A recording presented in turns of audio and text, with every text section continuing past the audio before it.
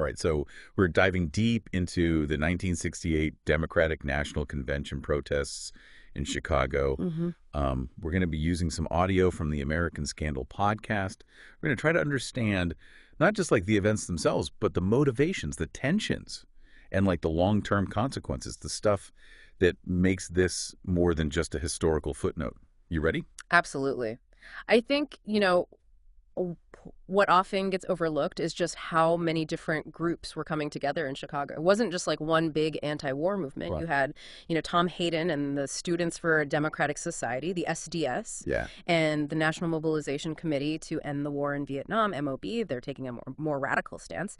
Then you had like the Yippies with Abby Hoffman, Right. famous for their more theatrical protests. Oh, yeah. And then, Bobby Seale and the Black Panthers, they were advocating for, Black empowerment, sometimes through more confrontational tactics. It's crazy to think about all these different groups, all with their own approaches, all descending on the same city at the same time. Yeah. What was the feeling going into the convention? Was there any sense of unity, or was it kind of clear from the start that this thing could get messy? Well, I mean, the country was already pretty on edge. I mean, 1968, you had the assassinations of Martin Luther King Jr., Robert F. Kennedy. Yeah. The Vietnam War was escalating. The Democratic National Convention was basically taking place in a powder keg. Wow. And, these groups, despite their shared opposition to the war, they also had their own agendas and they had their own tensions within their group. Right. So not exactly a recipe for keeping the peace. No.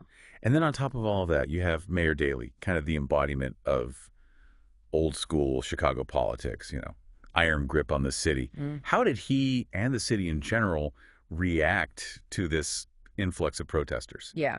So the city's response right from the beginning was resistance. One of the American Scandal excerpts actually highlights Abby Hoffman trying to get permits for the protests. He goes before the city council. It's fascinating to hear how, like, the councilman just dismisses him. What's interesting is Hoffman, who's known for being, provocative, actually restrains himself. Yeah. You can tell he's frustrated, but he doesn't lash out. So it's just that, at least initially, they were really trying to work within the system. So they're trying to play by the rules, but the city, with Daley running things, they're not exactly being welcoming. What does that tell us about how the authorities viewed the protesters and their right to, dissent? Yeah, I mean, it's a big question, right? Daley saw the protesters as a threat to his city, to the Democratic Party, and ultimately to his own authority. Yeah. His priority was keeping things under control, keeping order, even if that meant suppressing free speech. And that really set the stage for the escalation that was about to happen. And it wasn't just Daley. The podcast also talks about tensions within the protest movement itself, particularly within MOB. You have Dave Dellinger, who is a committed pacifist. He's pushing for permits, arguing they have to stay within the law. But then you have Hayden, who's saying Chicago's not going to budge. Yeah. They need to be prepared to make themselves heard, regardless of permits. Yeah, that tension between, upholding the law versus making your voice heard no matter what, that's a dilemma that so many social movements have faced throughout history. Right. And it brings up the question, what happens when the people in power, they won't even acknowledge your right to assemble? Do the rules change then? So we've got all of these groups, each with their own issues. We've got an unyielding city government, divisions within the protest movement itself. Where does it all start to boil over? Thousands of protesters gather in Lincoln Park. Music, speeches, like a festival atmosphere.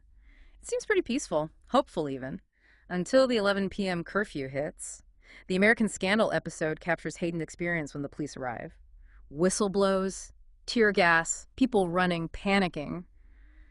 Goes from peaceful to chaos in a second. It's easy to forget that behind all these historical events and narratives, there were actual people caught in the middle of them. Absolutely. And this sudden use of force before things really got out of control, it shows something important about how Mayor Daley and the police viewed the protesters from the very beginning.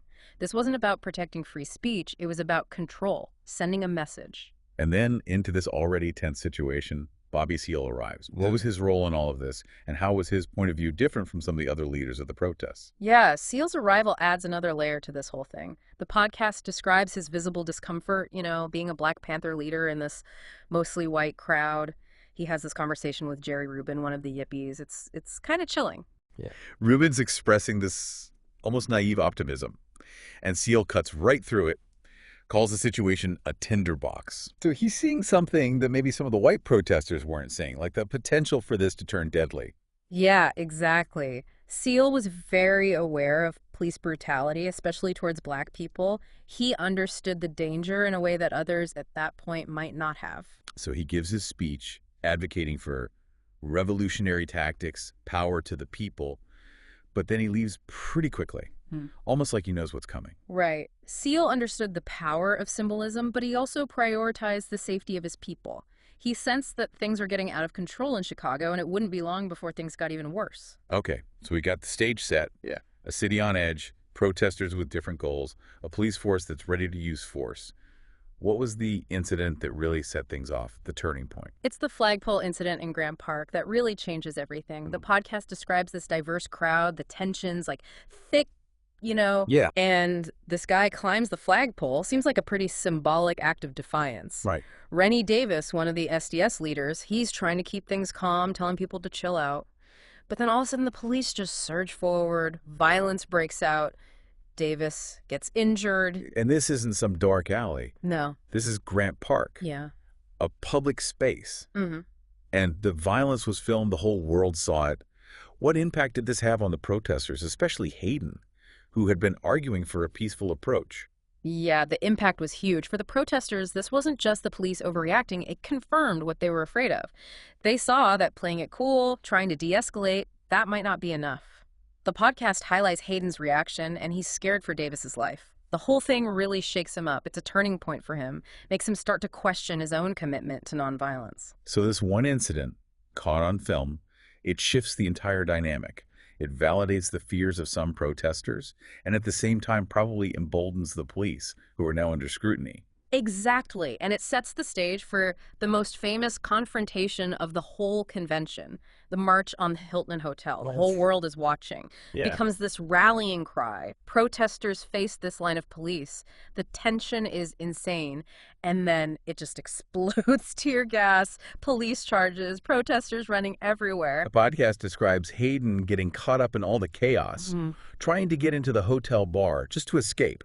Gets cornered and pushed through a plate glass window, lands right in front of the people sitting at the bar. Crazy. It really captures the clash. You have this fancy hotel bar, all this wealth and power, suddenly invaded by this scene of police violence. And the media is right there recording it all. This wasn't about Vietnam anymore. It was about the right to disagree, about how far the authorities would go to silence people who challenged them. It seems like that's where the protests went beyond just Vietnam. It became a symbol of a bigger cultural clash. Absolutely. It's about free speech, about police brutality, about what democracy really means. And the images and stories from Chicago, broadcast all over the country, they forced America to confront these uncomfortable truths. So we've seen the escalation, the violence, the media frenzy, but this is just the beginning, right? Yeah. The story goes from the streets of Chicago to a courtroom. 8 activists, the Chicago 7, are indicted on federal charges. And this trial becomes a show in itself, a perfect example of the cultural war going on in America. You have these young, defiant figures who have become symbols of the counterculture, going up against the establishment in this super public legal battle. And we're not talking about just any activists. These are Tom Hayden, Abby Hoffman, Jerry Rubin, Bobby Seale. Big names, even today. What was the government's strategy in bringing charges? The main charge was conspiracy to incite a riot. The prosecution was saying that these activists had planned the violence in Chicago, that their speeches and actions directly caused the fighting. But proving they actually intended to start a riot, especially across state lines, that was a much harder legal argument to make. Because they were activists, they were going to protest, they were going to challenge the authorities. But to prove that they actually planned for things to get violent is something else. Right, and that's where the trial gets into the nuances of free speech, of protest, of the right to dissent. The defense argued they had the right to express their views, even if those views were unpopular or disruptive. They also said the police had overreacted, that the violence was started by the authorities, not the protesters. And the video, as we've seen, supports that. So was this trial just about legal arguments, or did it turn into something bigger? It definitely became something more. It was a media circus with every single thing that happened in the courtroom scrutinized and debated. And the defendants, especially Abby Hoffman, used the trial to promote their cause. He was great at manipulating the media, pulling pranks, cracking jokes, challenging the judge constantly. He turned the courtroom into a stage, mocking the system that he thought was corrupt and hypocritical. So he's using the trial to point out what he sees as the absurdity of it all. But did it work? Was this a good approach? Well, it was kind of a mixed bag. On the one hand, his actions got attention and showed how crazy the situation was, but they also turned off some of the jurors and some of the people watching. And what about Bobby Seale? What happened to him during the trial was really disturbing. It was awful. He was bound and gagged, denied his right to a lawyer, his right to defend himself. It was a clear act of racism and suppression. It showed the deep inequality in the American justice system. It also shows how complicated the anti-war movement really was. Even in this supposedly progressive movement, there were still racial tensions and power struggles going on. Yeah, definitely. Seale's experience really shows the limits of solidarity, how even movements fighting for the same cause can have internal divisions. So the trial goes on, the media frenzy gets bigger, the activists become even more famous as symbols of resistance. What was the outcome? Did the government succeed in punishing these dissenters? It was a mixed verdict. Some defendants were found guilty of some charges, but the conspiracy charge, the main part of the government's case, was thrown out. There were fines, probation, even some jail time, but nothing like what the prosecution originally wanted. But the trial's impact went way beyond the actual verdict, right? It became a symbol of something much bigger. Absolutely. It became a flashpoint in the culture wars, a battleground for different visions of America.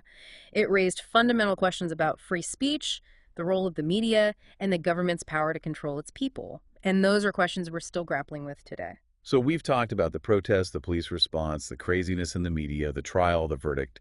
But what about the bigger picture? Did the protests actually accomplish anything? Did they change anything? It's kind of a mixed bag, right? Like on the surface, the protests didn't end the Vietnam War. Right. Humphrey, the pro-war candidate, he still got the Democratic nomination. Nixon, who ran on law and order, ends up winning the presidency. So in a way, it seems like they didn't achieve what they set out to do. Yeah, it's easy to look at it that way, but I think if we only focus on the immediate political results, we miss the bigger point. The Chicago protests, even with all the chaos and controversy, they were a catalyst. They energized the anti-war movement, they brought the reality of the war into people's homes, and they forced the country to have a conversation. You're right. It's about more than just elections. It's about changing how people think, how these protests made people face some uncomfortable truths about America's role in the world. Exactly. And this was all happening at the same time as other social movements. The civil rights movement, the women's liberation movement, the Chicago protests, they kind of became a symbol of this whole generation pushing for change, rejecting how things were. So it's a touchstone for a generation that was disillusioned with the government, with the war, with the whole power structure. Yeah. But what of the legacy? More than 50 years later, what are the big takeaways from these protests in Chicago in 1968? I think one of the most important takeaways is that it brought up this question of protest tactics. The clashes in Chicago, the trial of the Chicago 7, it sparked a debate about what makes for effective dissent. Is it peaceful demonstrations working within the system? Or is it about being more confrontational, disrupting things, even if it might lead to violence? And we're still dealing with those questions today, right? Oh, yeah. We see these same debates in today's social movements about how to get your message across, how to balance the right to protest with keeping things peaceful. Exactly. The Chicago protests didn't give us any easy answers, but they forced us to think about these basic tensions in a democracy. They also showed how powerful the media is in shaping how the public sees things. The images of the police brutality, the drama in the courtroom, it all happened on a national stage. It changed how Americans saw the protests and the whole anti-war movement. And that's even more relevant now with social media and the news cycle running 24/7. The media plays a huge role in shaping these stories and influencing what people think. Yeah. And what happened in 1968 reminds us how media coverage can make dissent stronger, but also create more division. It's a warning about how important it is to be media literate, to think critically about the information we're getting. So looking back at all this, the chaos, the violence, the trial, all the media attention, what's the most important thing for our listeners to take away from this deep dive into the 1968 Chicago protests? I think it's understanding that history isn't just dates and facts in a textbook. It's a living thing that still affects us today. The Chicago protests, with all their complications and contradictions, they give us valuable insights into the fight for social justice, the power dynamics in a democracy, and how the media shapes what we think.